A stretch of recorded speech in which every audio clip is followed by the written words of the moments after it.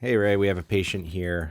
You inquired about fabricating a mandibular advancement device, and you wanted my insight on her joint, and also her nasal sinuses and her airway. So first and foremost, the joint, as we can see on the TMJ module of the viewing software, she's definitely somebody who suffered from some osteoarthritis of the joint. What we're looking for is what we call osteophytic changes of the condyle. Essentially, it's whenever the cortical border of the condyle has lost its radial opacity, that would indicate inflammation, or what we call subchondral cysts, which are radiolucencies in the cancellous bone underneath the cortical bone of the condyle. So that's what I'm looking for here. I definitely see several areas right there. Most likely that's her disc, but for whatever reason there's inflammation inside that part of the condyle. It is true that we can't see the actual disc on a CAT scan, but sometimes you can make some sort of judgment on where it is without getting an MRI. With that said, the MRI is the gold standard for knowing disc position. With that said, I see loss of cortication. That is confirmation that she has some inflammation inside the joint. The medical diagnosis for that is osteoarthritis of the TMJ. So that's her right side. There's other areas here as I move from the lateral pole to the medial pole. I can see continued degradation of the joint, a subchondral cyst right there, definitely some radiolucency and subchondral cysts there. So it's pretty evident. You can see on the left side, same thing. If you look at the sagittal view, coronal view, this being the sagittal view, this is the coronal view, you can definitely see some irregularity to the head of the condyle. It's one thing to see irregularity or loss of that perfect dome shape that we'd like to see, but if it's kind of irregular or corrugated, or we see loss of the cortical border, then we know we've got some inflammation.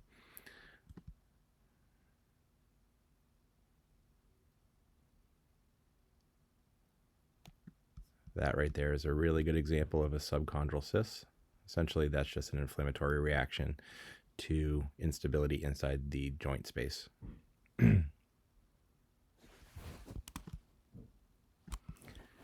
I also like to try to get a sense of where the condyle is in relation to the disc, based upon where the condyle is in the space of the joint. Let's take a look right here.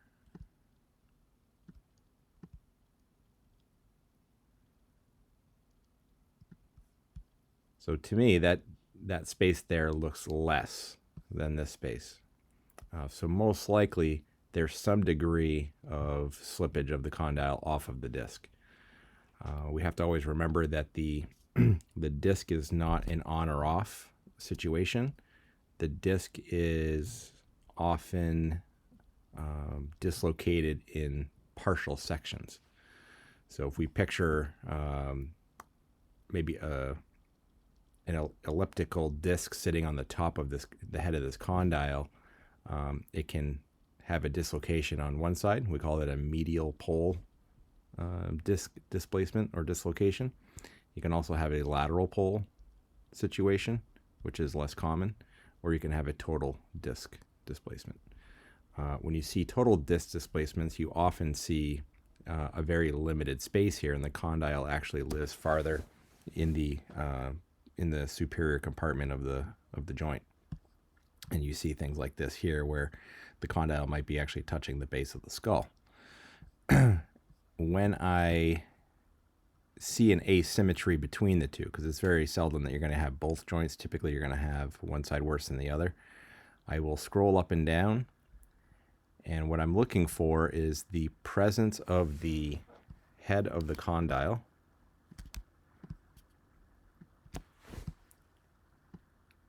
And then the absence. So at what point do I see loss of the condyle? Right there on one side. If the patient was sitting more or less in a proper posture, we should see them both disappear at the same point. What that means is that the condyle is more or less symmetrical on both sides within the joint space. If her maxilla is symmetrical, then the condyles within their compartment should be symmetrical. If they're not, then that might indicate that there's a disc discrepancy between the left and the right, which is most people. But the more significant it is, and this is definitely one of those, the more likely I am to take a closer look clinically. As you can see, the space here is bigger than the space here. How important is all of this? It's not, to be honest. I typically will look when I see evidence of osteoarthritis of the joint.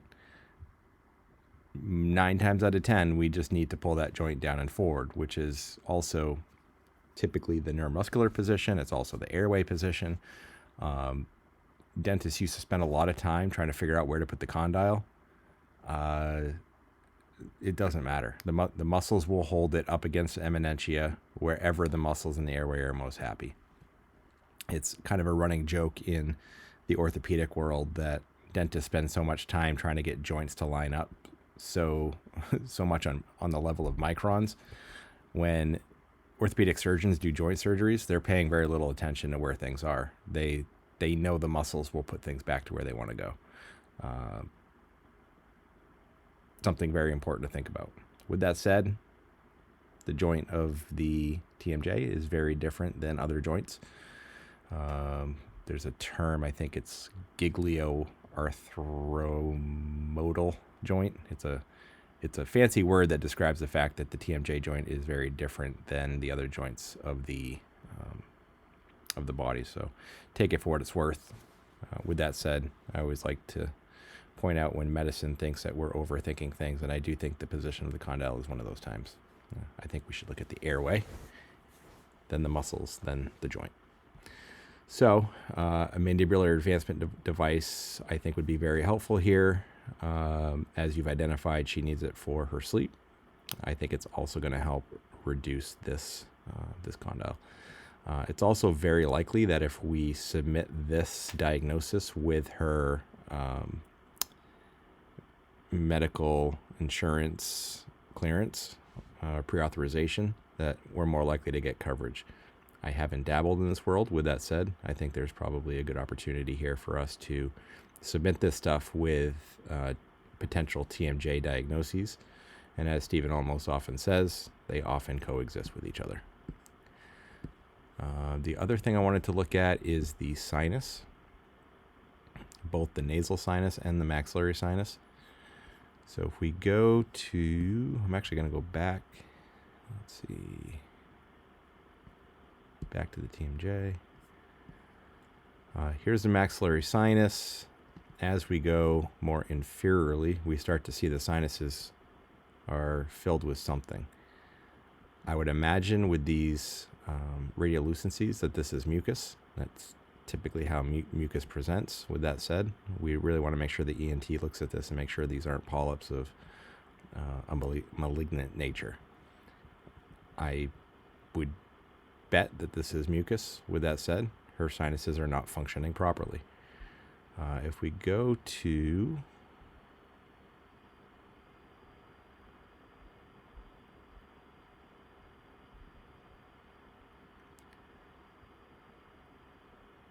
one of the things the surgeons the ENTs are looking at is what's called the osteomeatal complex. It's essentially the superior part of the maxillary sinus, where the cilia take the mucus and push it all the way up, and then it drains into the nasal sinus, which goes down the oropharynx and into our esophagus. If we don't have proper drainage, then we don't want to do sinus surgery. So whenever I'm doing a sinus lift, I always look to make sure that's open. In residency, we were instructed to send our patients to the ENT to have them look at that. At the end of the day, I know how to look for a patency. but it is an important consideration to get an assessment of whether or not they're draining properly, because that could be the cause of what they're experiencing.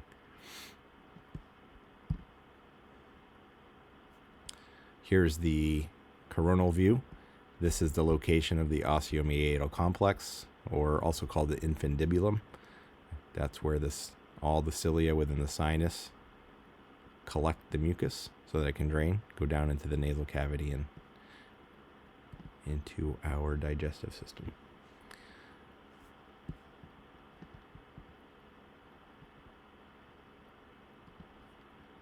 It's actually right there. This side, it's right here, just in a different plane.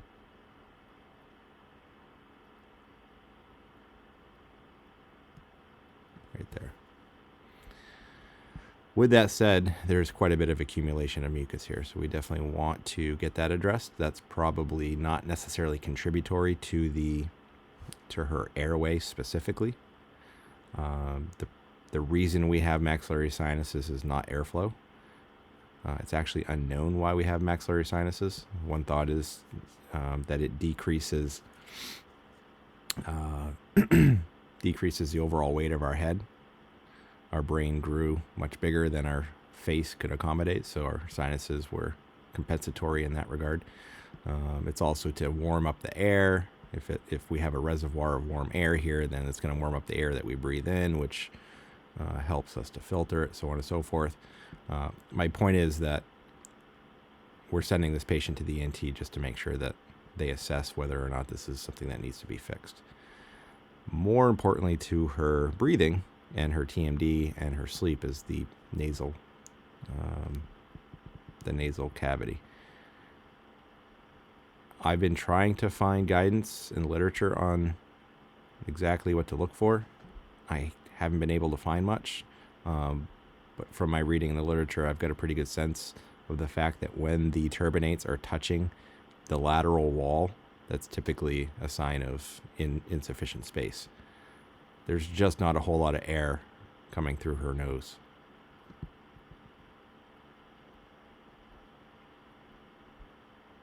Yeah, I mean, that's pretty bad. So her inferior turbinate is completely obstructing the nasal flow. Her middle turbinate, same thing. There's just very little potential for airflow here. So I wouldn't be surprised if she's a mouth breather, and that mouth breathing is what's causing her sleep apnea and TMD. Thank you, Stephen Olmos, for that illustrious connection. So I would put her on the nasal triage protocol and then get her to the ENT. I would take some screenshots. I'd probably do something like that there, with a little bit of a narrative saying evidence of bilateral radio opacity of the inferior half of the maxillary sinus, and then also that we noticed the inferior middle turbinates seem to be obstructing the nasal airway. We put the patient on the following protocol. We'd imagine it, we'll put that this image was taken before the patient was on the protocol, so that they can assess what kind of outcome that protocol gave the patient. I would do all of this and then follow whatever recommendation the ENT says for nasal surgery. I would hope to God they're not going to do, a turbinate removal. With that said, I don't know when the right time is. Maybe this is a right time. But if you send this to your recommended ENT, I think we'll be good. All right. I hope that helps. There was a lot there. I'm still trying to wrap my head around evaluating our CAT scan so that we can get a better sense of what's going on. I love this case as one to refer to the ENT to augment the treatment of the mandibular advancement device. It's possible that after all of the nasal work, that the mandibular advancement device might need to be modified. So I would plan on 3 to 6 months after any nasal treatment for us to reassess. And I wouldn't be surprised if things are drastically better, but we can cross that bridge when we get there. We could wait until all of that's done, but with every week that goes by that this patient is struggling breathing, bad things could happen. So I think it's worthwhile that we move forward. All right, bud, keep me posted.